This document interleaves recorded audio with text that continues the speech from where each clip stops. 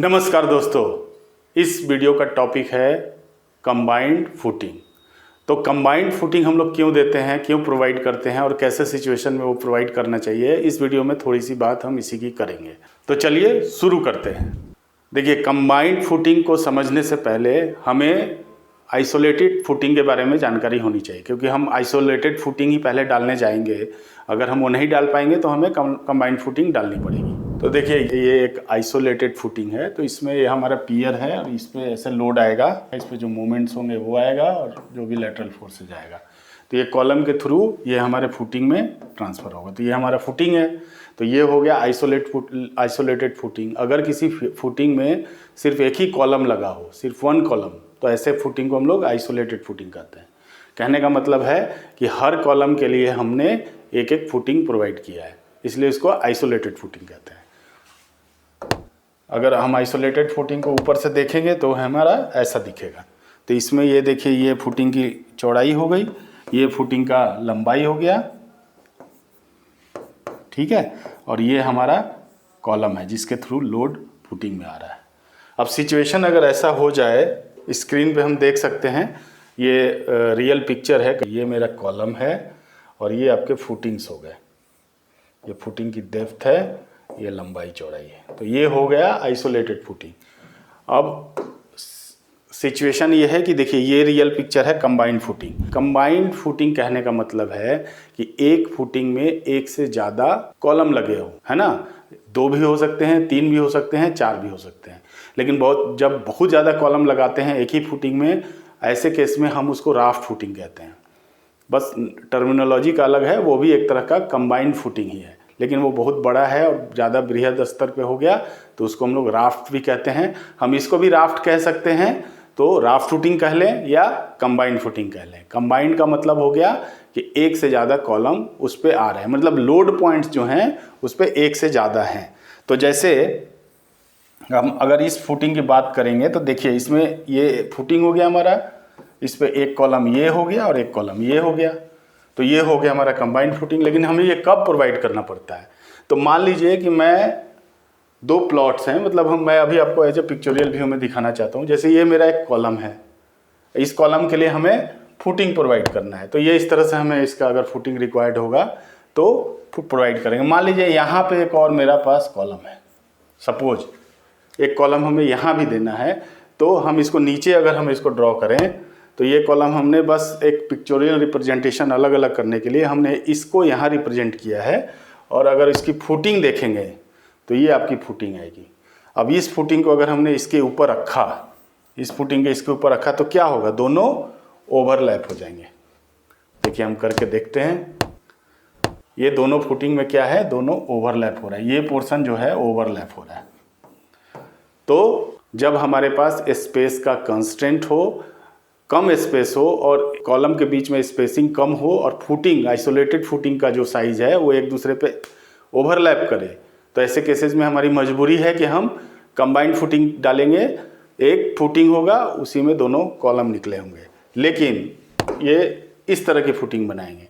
लेकिन हमने इस फुटिंग की जो साइजिंग है, अभी हमने सेम ले रखी है चौड़ाई, लेकिन इसकी थोड़ी सी चौड़ाई हो सकती है ज़्यादा हमें लेनी पड़ेगी, हो सकती है, डिजाइन करके देखना पड़ेगा। तो एक थोड़ी सी चौड़ाई बढ़ जाएगी, लंबाई उसकी कम हो जाएगी, तो जो एरिया रिक्वायर्ड एरिया होगा वो पूरे उस पर डिस्ट्रीब्यूट हो जाएगा। तो इसमें क्या होगा? लोड इस पर भी आ रहा है, इस पर भी लोड आ रहा है, और ये लोड, इसका लोड भी इसमें इस फुटिंग में पूरा डिस्पर्स होके ग्राउंड में चला जाएगा, इसका लोड भी फुटिंग में जाके ग्राउंड में चला जाएगा।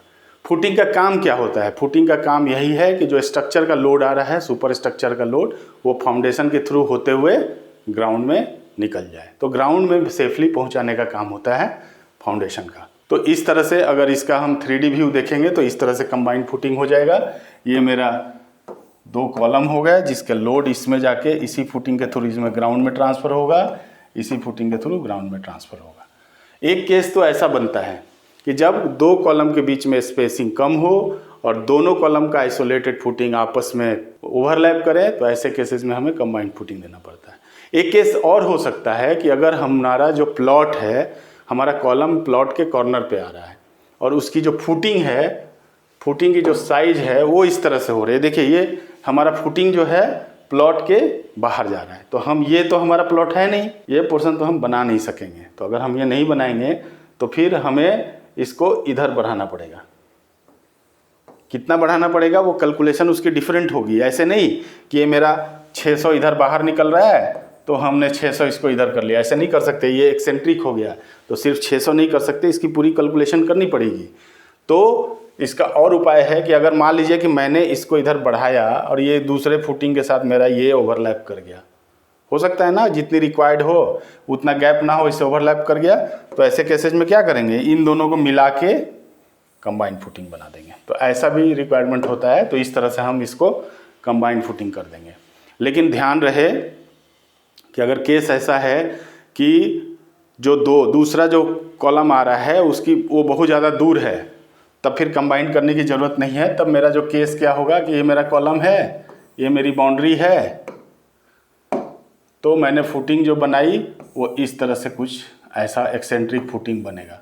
थोड़ा साइज इसकी बड़ी आएगी तो इस तरह से बनेगा। तो ये हमारा केस अगर ऐसा बन रहा है तो ऐसा भी कंबाइंड फुटिंग बनाने की ज़रूरत पड़ेगी। लेकिन अब अगर आइसोलेटेड फुटिंग है और वो कंबाइंड फुटिंग है, उसमें डिफरेंस क्या आता है? डिफरेंस ये आता है कि कंबाइंड जब आप देखेंगे, जनरली जब आप ड्राइंग देखेंगे तो जो आइसोलेटेड फुटिंग होगा उसमें सरिया का रिक्वायरमेंट सिर्फ नीचे रहता है। कई फुटिंग में जब बहुत ज़्यादा थिक होता है तो ऊपर भी सरिया रहता है, लेकिन वो सरिया कम रहता है या सरिया नहीं रहेगा। लेकिन जब हम कंबाइंड फुटिंग की बात करते हैं तो इसमें टॉप में भी सरिया जरूर रहता है, क्योंकि अब यहाँ पे नीचे भी बॉटम में भी सरिया होगा और टॉप में भी सरिया होगा। तो ये बहुत ही इम्पोर्टेंट चीज़ है, ये आपको ज़रूर समझना चाहिए। अगर जनरल कंस्ट्रक्शन हो रहा है तो ऊपर में सरिया ज़रूर डालिएगा। अगर आपने कंबाइंड फुटिंग आइसोलेटेड फुटिंग में केवल नीचे भी डालेंगे तो चलेगा, कंबाइंड फुटिंग में ऊपर भी सरिया डालना पड़ेगा। क्यों डालना पड़ता है? होता क्या है कि मान लीजिए कि ये मेरा आइसोलेटेड फुटिंग है, ये कॉलम है, तो लोड इस पे आएगा, लोड आएगा तो कैसे बेंड करेगा? ये ऐसे बेंड करेगा। बेंडिंग प्रोफाइल जो है, बेंडिंग प्रोफाइल फुटिंग की ऐसे होगी। तो इस केस में क्या होता है कि यहाँ पे टेंशन क्रिएट हो जाता है। टेंशन जो है कहाँ क्रिएट होता है? टेंशन क्रिएट होता है बॉटम में। लेकिन अगर ये दूसरा केस लें कि अगर हमने इसको कंबाइंड फुटिंग अगर किया है, इसमें दो कॉलम आ रहे हैं, ये कैसे होगा? ये इस तरह से होगा बेंड, इधर इस तरह से बेंड होगा और ये इस तरह से बेंड हो जाएगा। सेंटर में, इस जगह पे सेंटर लोकेशन में टॉप में टेंशन आएगा, ये इस तरह से बेंड करेगा तो यहाँ पे टेंशन आएगा, और इस लोकेशन पे यहाँ पे टेंशन आएगा। चलिए कलर चेंज करते हैं, ठीक है। कॉलम के जस्ट नीचे जो लोकेशन होगा उसमें बॉटम में टेंशन आएगा, कॉलम के जस्ट नीचे बॉटम में टेंशन और सेंटर में टॉप में टेंशन। और हम लोग जानते हैं कि हम रेनफोर्समेंट कहाँ डालते हैं? वहाँ डालते हैं जहाँ पे टेंशन आता है। तो जब हम कंबाइंड फुटिंग करेंगे तो टेंशन जोन जो है वो टॉप में भी आएगा और बॉटम में भी आएगा। लेकिन आइसोलेटेड फुटिंग में टेंशन जोन सिर्फ नीचे होता है, और अगर टॉप में सरिया डाला जाता है तो उसके और दूसरे कारण होते हैं, या तो अर्थक्वेक की वजह से कुछ रिवर्सल हो रहा हो। तो इतना डिटेल में हम नहीं जा रहे हैं, बेसिक कॉन्सेप्ट आपको बता दिया कि हम आइसोलेटेड फुटिंग और कंबाइंड फुटिंग कब क्या होता है और कंबाइंड फुटिंग हम लोग कब डालते हैं। उम्मीद है ये वीडियो आपको इन्फॉर्मेटिव लगा होगा। कुछ भी ज़रा पसंद आया तो वीडियो को लाइक करिए, चैनल को सब्सक्राइब करिए, और अगर कोई आपके रिश्तेदार नातेदार कोई दोस्त घर बना रहे हैं तो उनको शेयर कर दीजिए। बहुत अच्छी इन्फॉर्मेशन है, उनको हेल्प मिलेगा। मिलते हैं ऐसे ही किसी वीडियो में, तब तक के लिए बाय बाय।